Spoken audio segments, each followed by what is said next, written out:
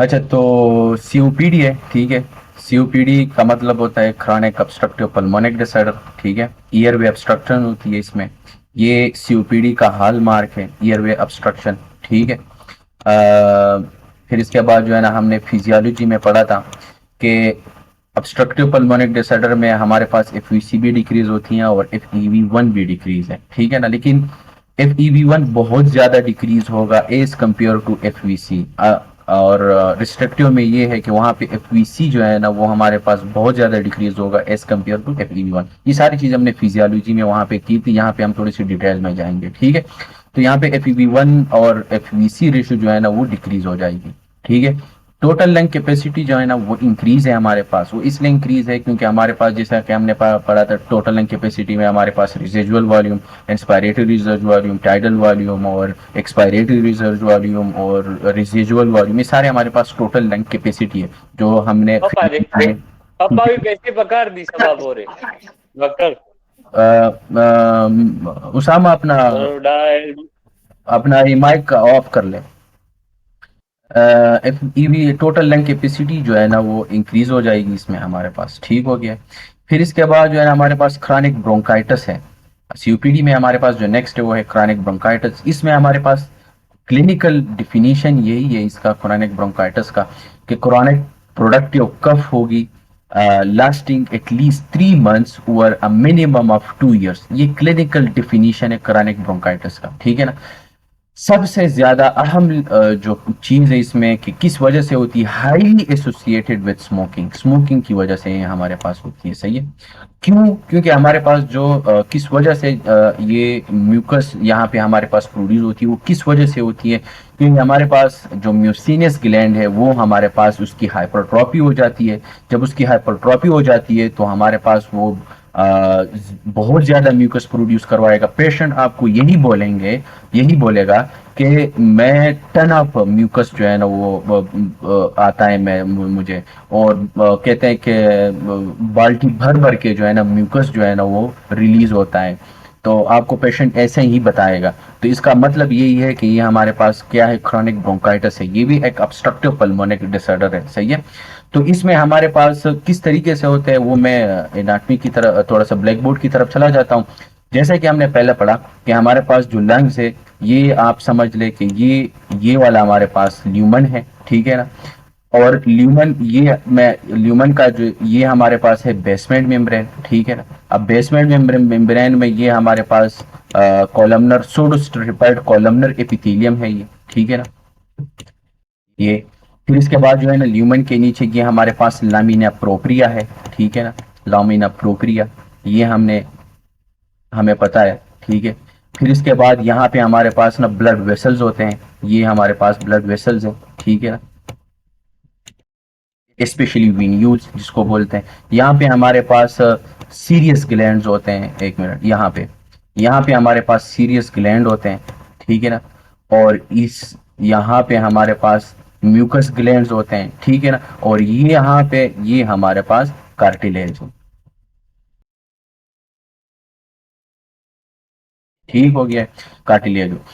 अब हमारे पास होता क्या है कि ये जो सीरियस ग्लैंड है, बेसिकली इसका काम ही यही है कि वो हमारे पास जो हम ईयर अंदर लेके जाती है, उसका ह्यूमिडिफाइड करना, ये सीरियस ग्लैंड का काम होता है। ये हेल्प कर देता है कि जो हमारे पास जो वाटरी फ्लूइड जो है ना, वो उसको जो ईयर है वो अंदर लेके जाके वाटर फ्लूइड्स के साथ मिला के ह्यूमिडिफाइड कर देना हवा ईयर को, ये सीरियस ग्लैंड का काम होता है, ठीक है ना। और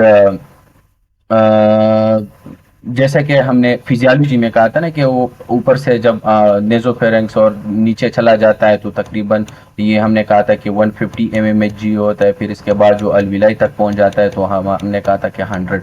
तो हमने कहा था कि जो 160 से 150 पे जाना, ठीक है ना, और फिर 150 से 100 पे आ जाना, ये किस वजह से, ये हमने कहा था वहां पे एक इक्वेशन हमने किया था कि उस इक्वेशन से है कि हमने इस ईयर को ह्यूमिडिफाइड कर देना है।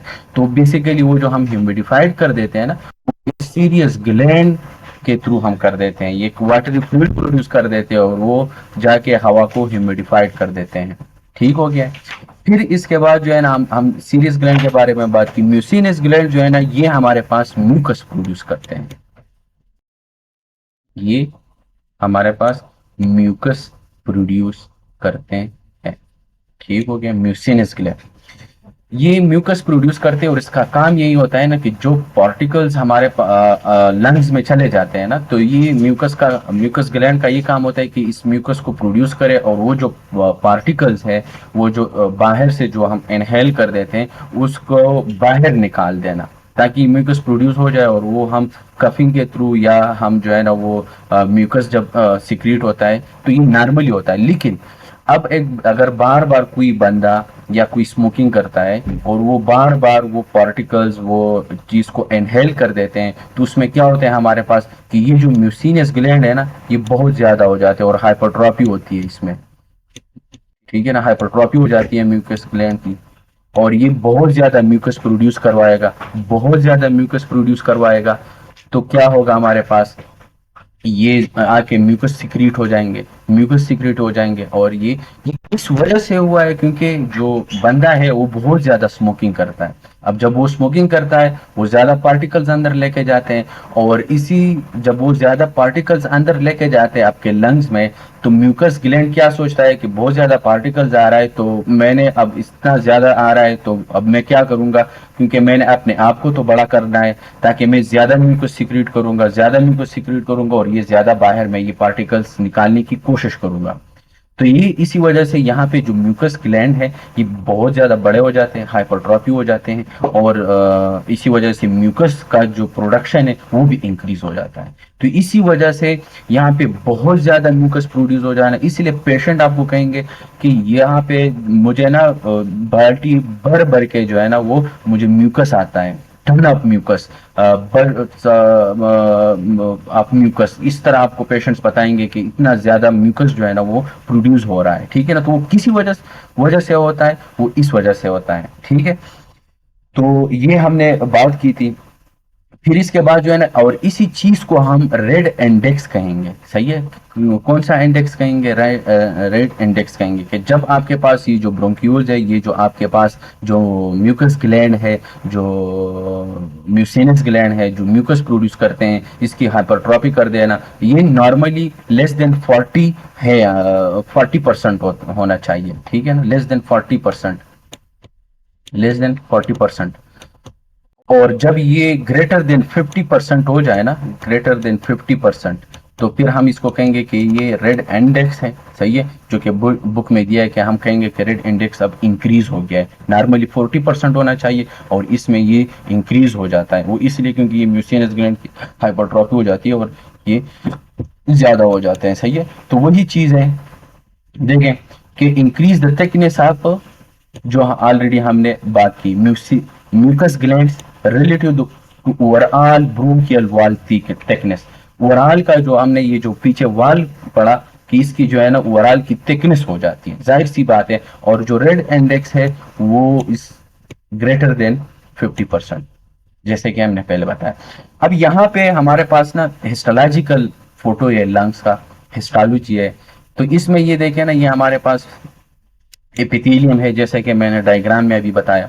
ये लामिना प्रोप्रिया है, ठीक है ना, इधर से लेकर इधर तक ये लामिना प्रोप्रिया है, ठीक है। और फिर इसके बाद जो है ना ये हमारे पास ये ये ये ये आपको नजर आ रहा है, ये म्यूसिनस ग्लैंड है, ठीक है ना, म्यूकस ग्लैंड जिसको बोलते हैं, सही है, म्यूकस ग्लैंड है ये हमारे पास, देखें, ठीक है ना। अब यहाँ और ये जो है ना हमारे पास वो कार्टिलेज है, ये देखें, ये वो सॉरी, ये कार्टिलेज है, ठीक है, यानी इधर से लेकर इधर तक ये कार्टिलेज है। अब ये देखे ना, यहां से लेकर यहां तक ये इतना म्यूकस ग्लैंड जो है ना वो प्रोड्यूस हुआ है, ठीक है ना, हाइपरट्रॉफी हुई है। अब इसका जो आप मेजर कर देते हैं ना ओवरऑल इस थिकनेस की, इधर से लेकर आप मेजर कर देते हैं इसको, ठीक है ना। तो फिर इसमें अब इसकी जो है ना अब ये देखें एज कंपेयर टू दिस, तो तकरीबन ये लेस देन वो आता है। तो अगर आप इसकी थिकनेस देखें ना तो ग्रेटर देन 50% जो है ना वो हमारे पास ये हमारे पास आते हैं, ठीक है। तो ये तो हमारे पास थे ब्रोंकाइटिस, ठीक है ना, ब्रोंकाइटिस के बारे में हमने पढ़ा। क्लिनिकल फीचर्स इसमें क्या है, प्रोडक्टिव कफ, जैसे कि हमने पहले डिफिनीशन में कहा, क्लिनिकल डिफिनीशन में कि क्रॉनिक प्रोडक्टिव कफ होगी, साइनोसिस होगी, ब्लू कलरेशन जिसको बोलते हैं, इसको हम कहते हैं कि बंदा ब्लू हो जाता है, ठीक है ना, वो इसी वजह से क्योंकि कार्बन डाइऑक्साइड बहुत ज्यादा होता है, partial pressure of oxygen decrease हो जाती है। तो जब भी आपके पास कार्बन डाइऑक्साइड इंक्रीज हो और partial pressure of oxygen decrease हो जाए तो फिर साइनोसिस होगी। तो जाहिर सी बात है, इसमें कोई रॉकेट साइंस नहीं है, साइनोसिस होगी। Increase the risk of infection, हाँ ये समझने वाली बात है कि हमारे पास जो इन्फेक्शन है ना उसकी रिस्क ज्यादा हो जाती है। वो इसी वजह से रिस्क ज्यादा होती है कि आप लोगों को पता है नॉर्मल पैथोलॉजी, जो जनरल पैथोलॉजी है, जनरल पैथोलॉजी का ये मतलब रूल है कि जब भी कोई भी ल्यूमन ऑब्स्ट्रक्ट हो जाए तो उसके पीछे, सॉरी, जो भी चीज जो है ना वो ऑब्स्ट्रक्ट हो जाए और उसके पीछे जो चीज मौजूद हो तो उसमें इन्फेक्शन हो जाएगी। एवरी ल्यूमन की ऑब्स्ट्रक्शन हो जाना, सही है। जैसा कि फॉर एग्जांपल हमारे पास ना बीपीएच है, बिनाइन प्रोस्टेटिक हाइपरप्लेशिया, ये हम करेंगे सर्जरी में, ठीक है, तो वहां पे हम इसको एक्सप्लेन करेंगे। तो बीपीएच में बेसिकली ये बिनाइन प्रोस्टेटिक हाइपरप्लेशिया है, आपका प्रोस्टेटिक ग्लैंड जो है ना वो इनलार्ज हो जाता है। तो जब वो इनलार्ज हो जाता है, जो आगे हमारे पास जो ट्यूब है वो उसकी ऑब्स्ट्रक्शन हो जाती है। तो जब जो ट्यूब की ऑब्स्ट्रक्शन हो जाती है तो पीछे ब्लेडर में जो है ना वो प्रेशर जनरेट हो जाता है, तो ब्लेडर में फिर वो यूरिन ज्यादा हो जाती है और इसी की वजह से वो इन्फेक्शन हो जाता है वहां पे। तो एग्जैक्टली यहाँ पे भी क्या होता है कि हमारे पास एक जैसे कि ये हमारे पास ब्रोंकियोल है, ठीक है ना, और ब्रोंकाई है, फिर इसके बाद जो है ना ये ब्रोंकियोल है, ठीक है ना। और अगर यहाँ पे हमारे पास ना यहाँ पे ऑब्स्ट्रक्शन हो जाए, यहाँ पे इधर, अब यहाँ पे ऑब्स्ट्रक्शन हो गई है, ठीक है ना, अब पीछे यहाँ पे म्यूकस प्रोड्यूस हो जाएगा और यहाँ पे फिर हम कहेंगे कि ये इन्फेक्शन हो जाते हैं। तो इसी वजह से, क्योंकि ऑब्स्ट्रक्शन हुई है, ये डिजीज है, ऑब्स्ट्रक्टिव है, ऑब्स्ट्रक्टिव पल्मोनिक डिजीज है, ऑब्स्ट्रक्शन हुई है। तो जब ऑब्स्ट्रक्शन हुई है तो पीछे पीछे जो हमारे पास जो ट्यूब है उसमें ये जो इन्फेक्शन का जो रिस्क है वो इंक्रीज हो जाएगा।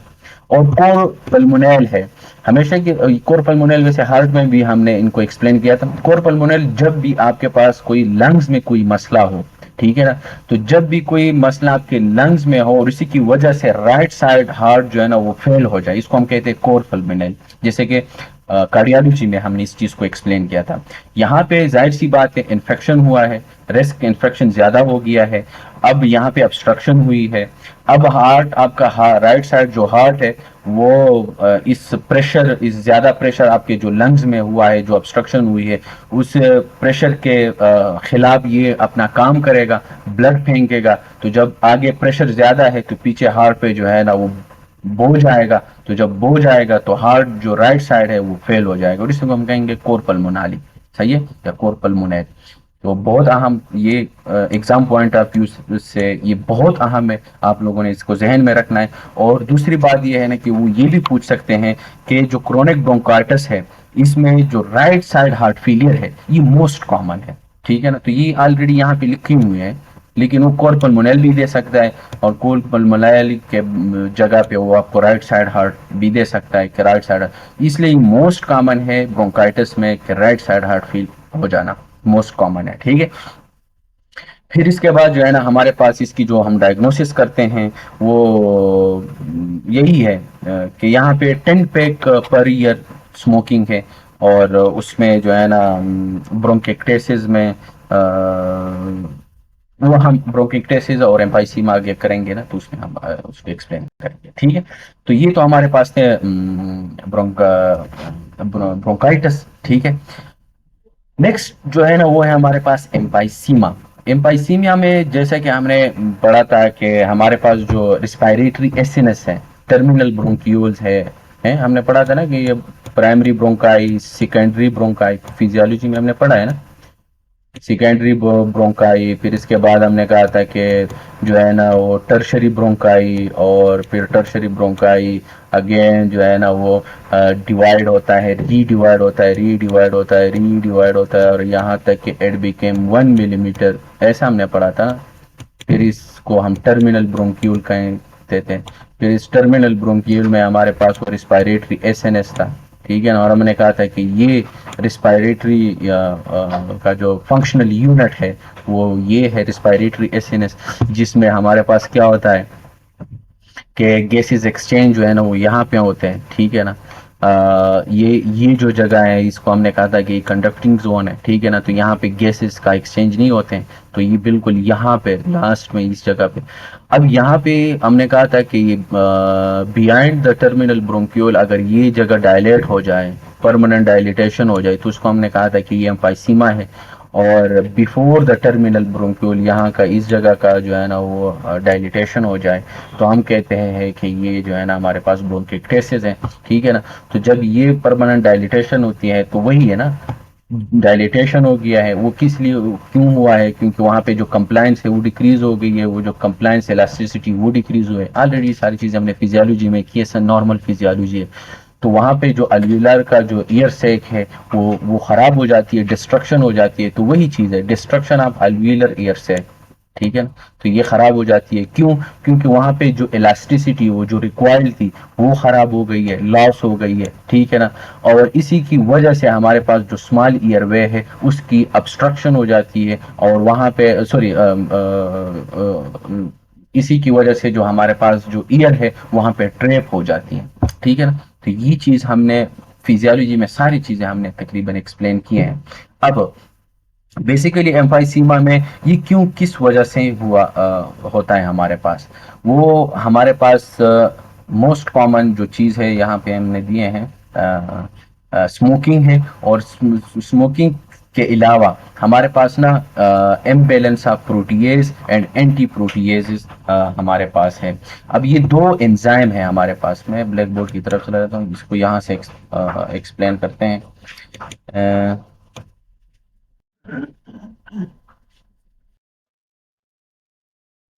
ठीक है, प्रोटीएज और एंटी प्रोटीएज।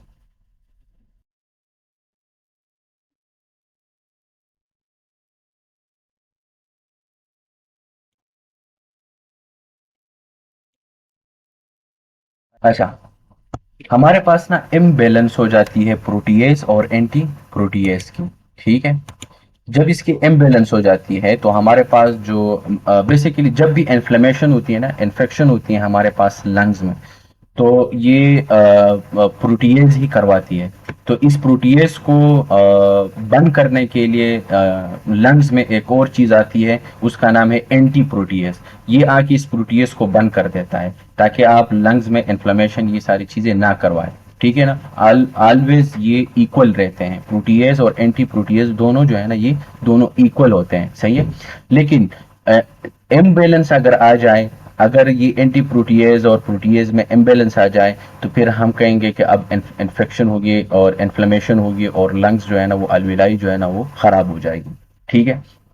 अब क्योंकि इस और इसकी वजह क्या हो सकती है, अल्फा वन एंटी ट्रिप्सिन जो है ना, ये जैसे कि हमने पढ़ा कि जो अल्फा वन एंटी ट्रिप्सिन है ये हमारे पास जो प्रोटीएज है इसको न्यूट्रलाइज कर देते हैं, और प्रोटीएज का काम यही होता है कि हमारे पास जो लंग्स है उसमें इन्फ्लेमेशन काज करवाना। अब अगर इसमें इम्बेलेंस आ गया है, अब दो बातें हो सकती हैं, या तो हमारे पास जो ये प्रोटीएज है ये बहुत ज्यादा हो गया है, ठीक है ना, इसकी रेशो ज्यादा हुआ है प्रोटीएज की। अगर ये बहुत ज्यादा हो गया, एक बात तो ये हो सकती है, दूसरी ये है कि जो एंटी ट्रिप्सिन है वो डिक्रीज हुआ है, anti alpha one anti trypsin.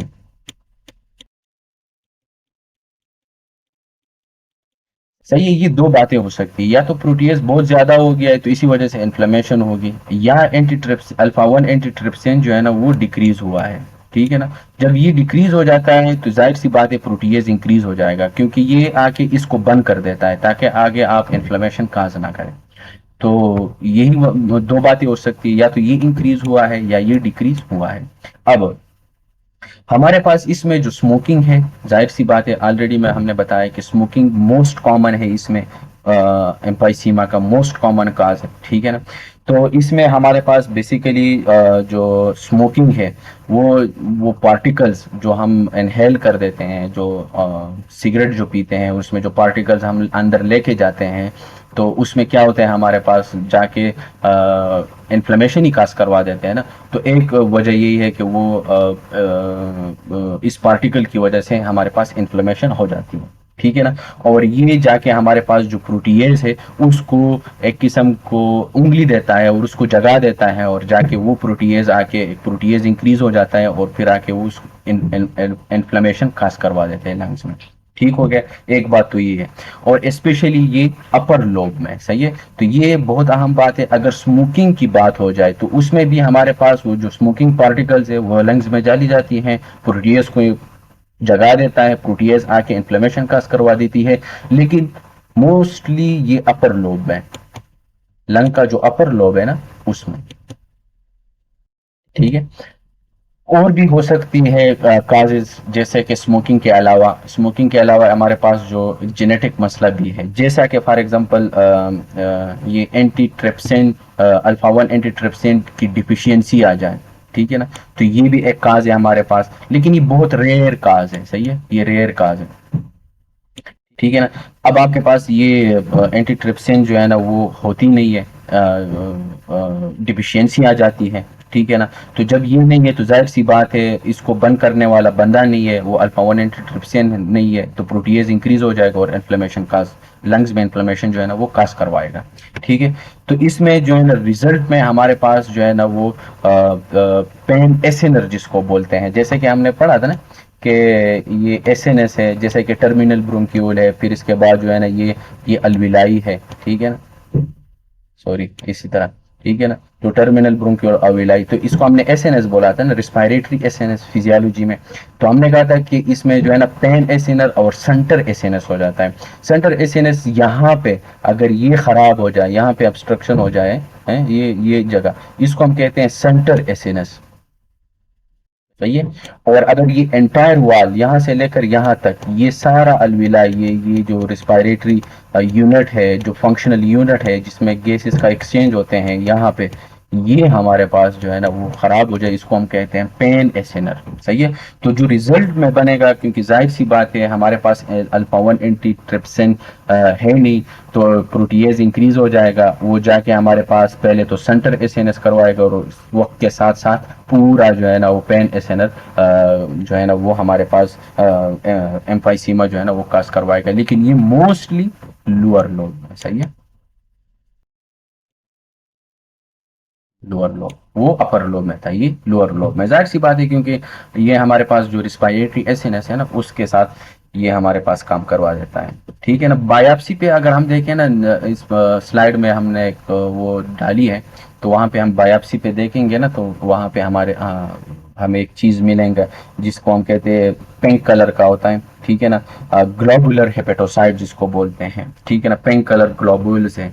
ये बेसिकली हमें रिप्रेजेंट करवा देते हैं अल्फा 1 एंटीट्रिप्सिन डिफिशियंसी। आगे मैं दिखा देता हूँ, सही है। तो ये बेसिकली हमारे पास ये भी मसला हो सकता है। फिर इसके बाद जो है ना हमारे पास कुछ जेनेटिक मसले हैं, जैसे कि फॉर एग्जांपल ये भी रेयर है, जिसमें हमारे पास अलील होते हैं PIMM, ठीक है ना, ये दो अलील होते हैं। अगर ये है, ठीक है, PIMM स्लाइड में लिखे हुए वहां पे मैं फिर दिखाऊंगा, ये अगर है तो ये नॉर्मल है। लेकिन अगर ये एबनॉर्मेलिटी आ जाए तो हेट्रोजेगस जिसको बोलते हैं FIMZ, ठीक है ना, तो फिर ये हेट्रोजाइगस है, ये बेसिकली एसिम्प्टोमेटिक होता है, जैसे कि फॉर एग्जांपल स्लाइड में हमने डाले हैं, ठीक है ना। ये एक तो जैसे कि हमने बात की कि हमारे पास एम्बेलेंस हो जाती है प्रोटीएस और एंटी प्रोटीएस की, सही है। हमने फिर दूसरी बात ये की कि स्मोकिंग जो है ना इसका मोस्ट कॉमन काज है एम्फाइसीमा का, ऑलरेडी हमने एक चीज को एक्सप्लेन किया डायग्रामेटिकली, सही है। फिर इसके बाद जो है ना हमारे पास जो रिजल्ट में आएगा वो है सेंटर एसिनस, जैसे कि हमने वो उसकी बात की, टर्मिनल ब्रोंकियोल और अलविलाई की। हमने कहा था कि ये रिस्पायरेटरी यूनिट है आपका जो है ना, क्योंकि गैस एक्सचेंज यहाँ पे होते हैं, तो ये यहाँ पे अगर हो जाए इधर, तो इसको हम कहते हैं सेंटर एसिनस, सही है, एम्फाइसीमा। और अगर ये एंटायर वॉल जो है ना वो खत्म हो जाए, मतलब ये, तो ये जो है ना बेसिकली इसको हम कहते हैं पेन एसेनर, सही है, तो इसको कहते हैं पेन एसेनर, और यहाँ पे सिर्फ हो जाए तो सेंटर एसेनस, ठीक है। फिर इसके बाद मोस्टली हमने कहा था कि ये जो है ना अपर लोब में होता है, ठीक है ना। फिर इसके बाद हमने ये अल्फा 1 एंटीट्रिप्सिन डिफिशियंसी हमने कहा कि ये भी एक काज है लेकिन बहुत रेयर है एम्पाइसीमा का, तो इसमें हमारे पास पेन एसेनर एम्पाइसीमा होता है, जैसे कि ऊपर हमने बताया ये वाला, ठीक है ना। पेन एसेनर मोर सीवियर है और ये लोअर लोब में होता है, ठीक है ना। इसमें हमारे पास लीवर सिरोसिस होती है। हाँ, लीवर सिरोसिस इसलिए होती है ना क्योंकि ये जो अल्फा 1 एंटीट्रिप्सिन डिफिशियंसी है ना, ये हमारे पास लीवर जो है ना वो प्रोड्यूस करवा देती है। तो बेसिकली होता क्या है कि ये अल्फा 1 एंटीट्रिप्सिन डिफिशियंसी इसके जीन में म्यूटेशन है, लीवर ये समझ रहा है, लीवर क्योंकि ब्लड में हमारे पास ये अल्फा 1 एंटीट्रिप्सिन डिफिशियंसी हो जाती है, कम है, लीवर ये समझता है, तो लीवर ये जाके ये प्रोटीन प्रोड्यूस कर देते हैं। तो जब ये प्रोड्यूस कर देते हैं तो ये तो मिसफोल्ड प्रोटीन है, ठीक है ना, क्योंकि इसमें तो म्यूटेशन हुआ है, जेनेटिक म्यूटेशन है, वो जाके हमारे पास जो क्या नाम है उसका एंडोप्लाज्मिक रेटिकुलम है, वहाँ पे जो लिवर है वहाँ पे ये डिपॉजिट हो जाएंगे लिवर के एंडोप्लाज्मिक रेटिकुलम में। और यही क्योंकि अब आपने लिवर का जो आर्किटेक्चर है वो खराब किया है, तो जब आप इस लिवर का आर्किटेक्चर खराब कर देते हो तो फिर हम इस डिजीज को हम कहते हैं सिरोसिस, ठीक है। तो इसलिए लिवर सिरोसिस होती है इस पेशेंट में, वो इसी वजह से होती है, सही है। तो ये सारा कॉन्सेप्ट है, ये कॉन्सेप्ट जहन में रखें, ठीक हो गया। फिर हाँ, ये हिस्टोलॉजिकल पिक्चर है कि ये जो ग्लोबुलर्स, ये पिंक कलर ये वाला, ये आपने देख लिया है, एग्जाम पॉइंट ऑफ व्यू से बहुत अहम है, ठीक है ना। अगर आपने ये ग्लोबुलस ये पिंक कलर वाला ये चीज आपने देखी, ये हमें रिप्रेजेंट करवा देता है अल्फा 1 एंटीट्रिप्सिन डिफिशियंसी, ठीक हो गया। तो ये चीजें आती है हमारे पास, ये देखें ना, ये सारा हेपेटोसाइट सेल है, देखें ये, ठीक है ना, ये ठीक है, ये हेपेटोसाइट्स है, और ये हमने बायोप्सी की है लीवर की, हमने बायोप्सी की है, तो हमें हिस्टोलॉजी के लिए हमें ये नजर आते हैं, सही है। फिर इसके बाद जो है ना हमने ये बात की कि हमारे पास जो है ना वो पेम है, PIM है, ये नॉर्मल अलील है, दो होते हैं, और अगर ये PIZ मतलब एक हो जाए, मतलब हेट्रोजाइगस जिसको हम बोलते हैं, तो ये most common clinical relevant mutation है, ठीक है ना। और यूजुअली ये एसिम्प्टोमेटिक होते हैं, ठीक है ना, जैसे हमने उधर मैंने बताया, ठीक है ना, यूजुअली एसिम्प्टोमेटिक होते हैं। फिर इसके बाद जो है ना इसमें जो significant risk for emphysema with smoking, जाहिर सी बात है वो ऑलरेडी ये चीज़ें हमने एक्सप्लेन की है, ठीक है। क्लिनिकल फीचर क्या हो सकते हैं, जाहिर सी बात है एयर ट्रेपिंग हुई है, वहाँ पे ऑब्स्ट्रक्शन हुई है, तो जब ऑब्स्ट्रक्शन होती है क्योंकि आपका अल्विलाई जो है ना वो ख़राब हो चुका होता है, और फिर ये जो है ना आपके पास डिफिकल्टी इन ब्रीदिंग होगी, इसलिए डिस्पनिया है, कफ है, ठीक है। मिनिमल स्पूटम है, स्पूटम इसमें कम होते हैं, जैसे कि हमने पीछे ब्रोंकाइटिस में पढ़ा कि वहाँ पे टन ऑफ म्यूकस जो है ना वो रिलीज होते हैं, इतना ज्यादा म्यूकस रिलीज होते हैं, यहाँ पे कम होगा, सही है, स्पूटम यहाँ पे बहुत कम होंगे। यहाँ पे जो पेशेंट है वो पर्स लिप्स जो है ना वो करेंगे, जैसे कि फॉर एग्जांपल होता क्या है एम्पाइसीमा, जैसे कि हमने पहले बताया कि अगर ये फॉर एग्जांपल आपके पास वो है ना ब्रोंकाई है, तो इसमें हमारे पास जो स्मॉलर ईयर सेक होते हैं, ठीक है ना। तो बेसिकली अब इसमें ऑब्स्ट्रक्शन क्यों होती है, ये अहम चीज है, सही है। क्योंकि आप लोगों ने मुझसे पूछा नहीं कि चलो ठीक है, आप कह रहे हो कि ये तो डिस्ट्रक्शन हुई है इस अलविलाई की, तो इसमें फिर एम्पाइसीमा में ऑब्स्ट्रक्शन क्यों होती है, क्योंकि अब अगर ये डिस्ट्रक्ट हो गया तो हवा तो निकल जाएगी, तो इसमें ऑब्स्ट्रक्शन कहाँ की हुई है, तो वो बेसिकली यहाँ पे हुई है। देखे ऑब्स्ट्रक्शन इसमें इसलिए होती है ना क्योंकि ये ईयर वे है, ईयर सेक है ये वाला, सही है, ये ईयर सेक है, ये ईयर वे है। अब होता क्या है कि जब ईयर जो है ना वो आ जाती है ना, तो ये जो ईयर सेक है ना ये फैल जाते हैं, तो जब ये फैल जाते हैं ना तो ये जो ल्यूमन है ये ओपन हो जाता है, क्योंकि आगे पीछे आप ये जो है ना भर देते हो, ठीक है ना, इसी की वजह से ये जो एयरवे जो ल्यूमन है ये इसमें आप फिर हवा जो है ना वो बाहर निकल जाती है, वो इसी की वजह से। जब आप इस अलविलाई की ये जो ईयर सैक है आप इसको खराब कर देते हो, डिस्ट्रक्शन हो जाती है, एम्पाइसीमा है, तो अब जो है ना इसको खोलने के लिए वो जो ईयरसेक का होना यहाँ पे जरूरी थी वो तो अब नहीं है, वो तो अब खराब हो चुका है, डिस्ट्रक्शन हुई है, तो फिर ये जाके बूम क्लोज हो जाती है। तो जब क्लोज हो जाती है तो फिर ईयर जो है ना वो ऑब्स्ट्रक्ट हो जाती है, तो इसी वजह से। तो अब इसमें पेशेंट क्या करेगा, पेशेंट जो है ना वो ऐसे ऐसे हवा निकालेगा। वो इसलिए ऐसे हवा निकालेगा क्योंकि ये जो पीछे एक प्रेशर जनरेट हो जाती है यहाँ पे, क्योंकि ये तो अब खराब हो चुका है, तो यहाँ पे एक प्रेशर जनरेट हो जाती है, ये जो ल्यूमन है ये ओपन हो जाती है और हवा जो है ना वो बाहर निकल जाती है। तो थोड़ा बहुत जो डीएक्स जो कार्बन डाइऑक्साइड अंदर जमा होता है ना वो निकल जाता है, तो पेशेंट को थोड़ी सी रिलीफ मिलती है। पेशेंट वही साइनोसिस उसको होती है, वो पिंक जिसको बोलते हैं पिंक पावर वही होता है, लेकिन उतना वो नहीं होता है जितना उसमें होता है। सही है। तो ये आप लोगों ने जहन में रखनी है। फिर इसके बाद वेट लॉस होगी, और ये बंदा जो होता है ये पेशेंट्स बहुत स्लिम होगा, ठीक है ना, बहुत मतलब इसका वेट लॉस हो गया होगा।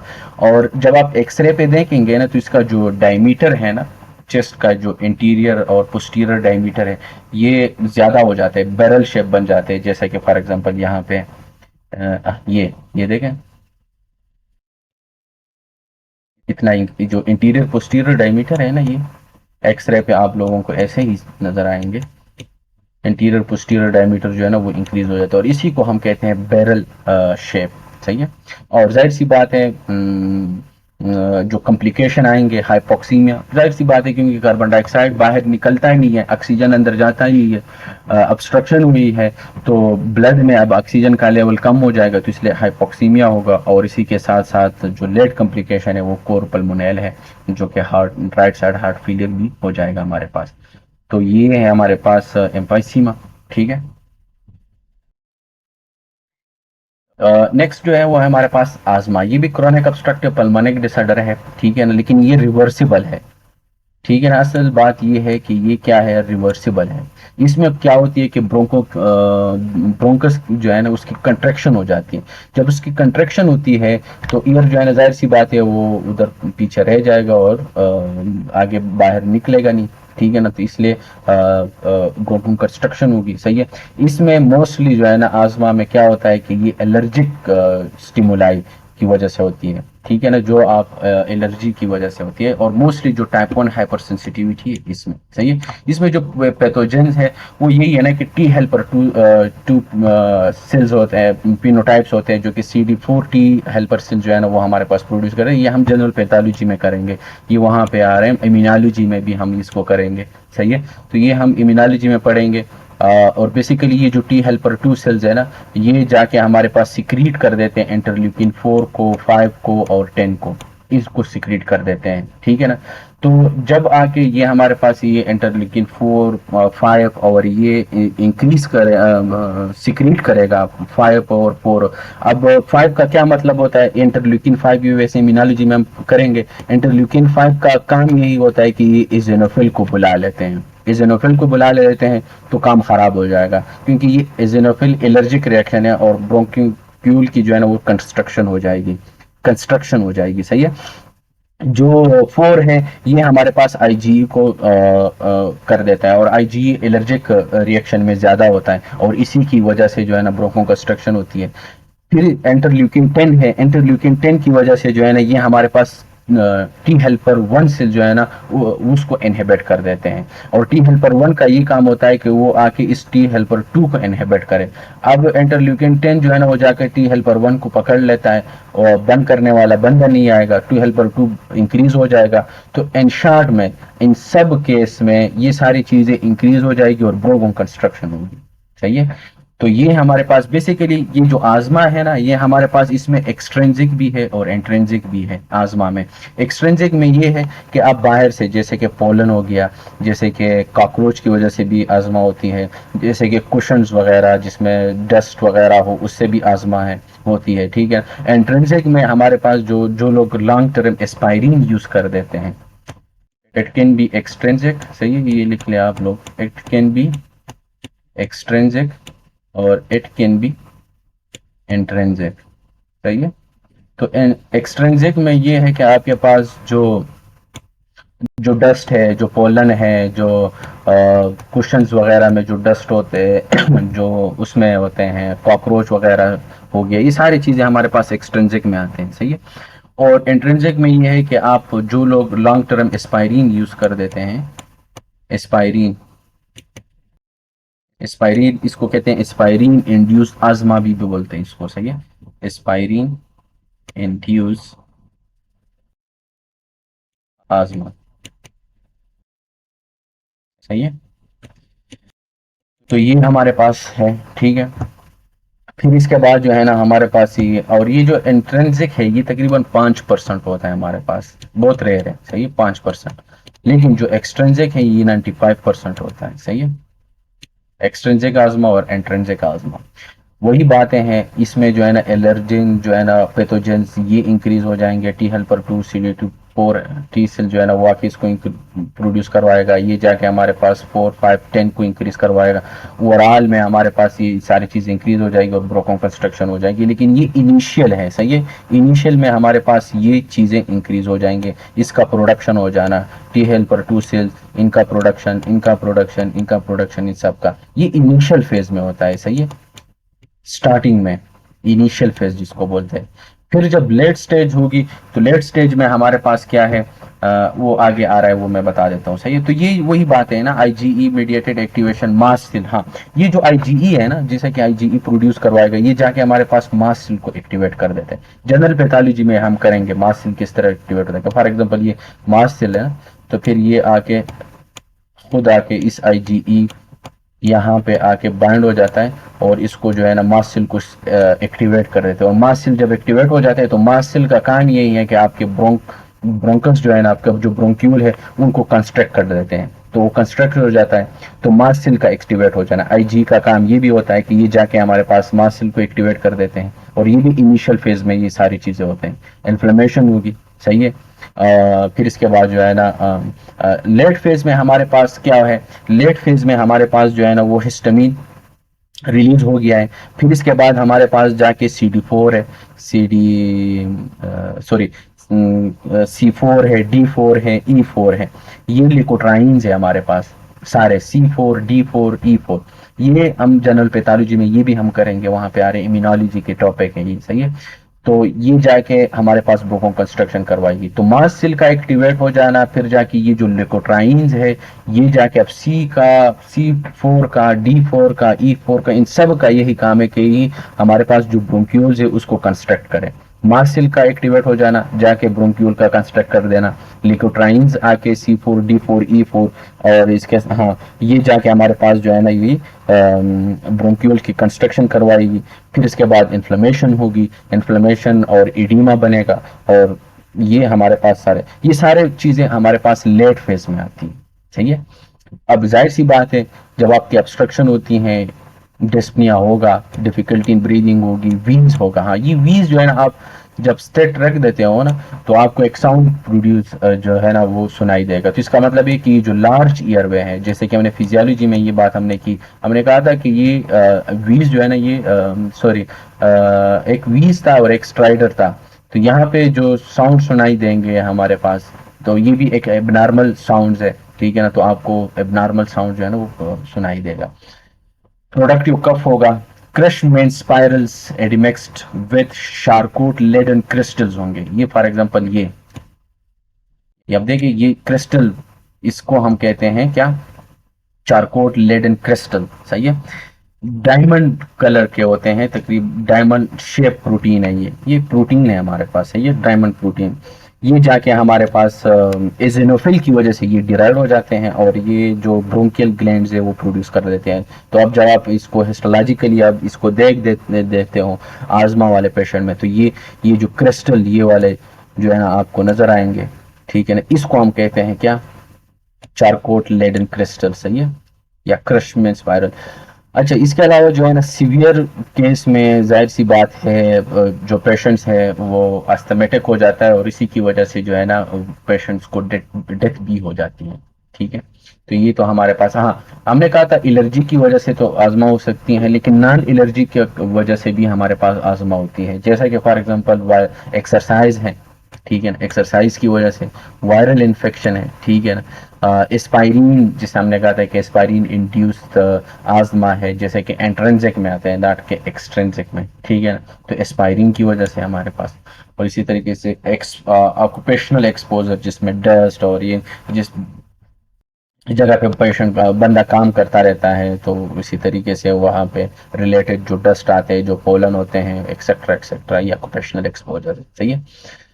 हाँ, ब्रोंकिक्टेसिस में जैसा कि हमने पहले ही पढ़ा, फिजियोलॉजी में थोड़ा इसको टच दिया था कि यहाँ पे आपके पास जो लार्ज ईयरवे हैं उसमें जो है ना बिफोर द टर्मिनल ब्रोंक्यूल, जैसे कि फॉर एग्जांपल प्राइमरी ब्रोंक्यूल, फिर इसके बाद जो है ना सेकेंडरी ब्रोंक्यूल, और फिर इसके बाद टर्शरी ब्रोंक्यूल, और फिर इसके बाद जो है ना it become 1 millimetre at terminal bronchiole, और फिर यहाँ पे हमारे पास जो है ना वो रिस्पायरेटरी एसिनस है। तो यहाँ पे बिफोर द टर्मिनल ब्रोंक्यूल, यहाँ पे अगर परमानेंट डायलिटेशन हो जाती है तो इसको हम कहते हैं ब्रोंकिक्टेसिस, सही है। तो ये परमानेंट डायलिटेशन है। अब ये इरिवर्सिबल है, ऐसा ना हो कि आप आजमा की तरह जो है ना इसको भी रिवर्सिबल कर ले, वो आजमा रिवर्सिबल है, ये इरिवर्सिबल है, सही है। तो ये परमानेंट डायलिटेशन है, सही है, ब्रोंक्यूल्स की और ब्रोंकाई की। आपके पास जो टोन है, ईयरवे की जो टोन है वो खत्म हो जाती है। जब वो खत्म हो जाती है, ईयरवे जो है ना वहाँ पे ट्रैप हो जाती है, सॉरी ईयर जो है ना वहाँ पे ट्रैप हो जाती है, तो जाहिर सी बात है ऑब्स्ट्रक्शन होगी, ठीक है ना। अब ये देखे ना यहाँ पे, ये ये नॉर्मल है, ये देखिए ये नॉर्मल है, यहाँ पे आपको नजर नहीं आ रहा है, ठीक है ना, लेकिन आप यहाँ पे देख सकते हैं, ये देखे ये परमानेंट डायलिटेशन, ये देखे इधर, सही है ये। तो ये हमारे पास है ब्रोंकिक्टेसिस, और इसमें जो है ना किस वजह से होती है, कॉज क्या हो सकती है, इथियोलॉजी क्या हो सकती है, जैसे कि हमारे पास निक्रोटाइज इन्फ्लेमेशन है, जैसे कि सिस्टिक फाइब्रोसिस में हमारे पास होती है। सिस्टिक फाइब्रोसिस हम एक्सप्लेन करेंगे, ये टॉपिक है बड़ा, तो जेनेटिक मसला है, वहाँ पे हम इसको एक्सप्लेन करेंगे। पीड्स में भी आ रहा है, जनरल पैथोलॉजी में इसको हम एक्सप्लेन करेंगे, कार्टेजनर सिंड्रोम है, ये भी हम वहाँ पे एक्सप्लेन करेंगे। इसी की वजह से ब्रोंकिक्टेसिस होता है। ट्यूमर और फॉरेन बॉडी नेजल पॉलिप्स हो, ईएनटी में इसको हम एक्सप्लेन करेंगे, सही है। तो इन सारी चीज़ें, निक्रोटाइजिंग इन्फेक्शन हो, एलर्जिक ब्रोंकोपल्मोनरी एस्परजिलोसिस हो, ये सारी चीज़ें हम एक्सप्लेन करें। ये काजेज है, इथियोलॉजीज है ब्रोंकिक्टेसिस के, सही है, ये जहन में रखने हैं। क्लिनिकल फीचर्स में हमारे पास कफ होगी, जाहिर सी बात है, वही चीज़ है, डिस्पनिया है, बेकार स्मेल आपको आएगी, फोइल स्मेलिंग जिसको बोलते हैं, सही है। स्पूटम होगा, कॉम्प्लिकेशन में वही हाइपोक्सीमिया और कोर पल्मोनल। सेकेंडरी एमाइलाइडोसिस, एमाइलाइडोसिस भी हम उसमें करेंगे, क्या नाम है, जनरल पैथोलॉजी में करेंगे। सेकेंडरी एमाइलाइडोसिस, एमाइलाइडोसिस का बेसिकली मतलब ये होता है कि आपके पास जो एबनॉर्मल मिसफोल्ड प्रोटीन है वो इकामुलेट हो जाए, तो फिर हम ये हमारे पास लोकल भी हो सकता है और सिस्टमिक भी हो सकता है। लोकल में जब आपके पास एक ही जगह पे हो जाए, सिस्टमिक में आपके पास डिफरेंट सिस्टम में इन्वॉल्व हो जाए, जैसे कि यहाँ पे लंग्स यहाँ पे इन्वॉल्व हुई है। फिर जो सिस्टमिक में हमने कहा था कि प्राइमरी और सेकेंडरी, ये जनरल पैथोलॉजी में वहाँ पे हम करेंगे। तो ये हमारे पास मिसफोल्ड प्रोटीन जो है ना वो जगह जगह पे डिपॉजिट हो जाते हैं, तो इसी वजह से सेकेंडरी एमाइलाइडोसिस होगी, ठीक है। तो आज के लिए ये हमारे पास सारे जो थे, हमारे पास सीओपीडी था, सही है, क्रोनिक ऑब्स्ट्रक्टिव पल्मोनिक डिसीज, जिसमें हमने आजमा की बात की, ब्रोंकिक्टेसिस की बात की, ब्रोंकाइटिस की बात की, और क्या नाम है, एम्फाइसीमा की बात की, सही है। तो ये सारी चीजें हमने एक्सप्लेन की। कल के आज के लिए इतना ही काफी। कल जो है ना वो हम रिस्ट्रिक्टिव लंग डिजीज करेंगे, सही है।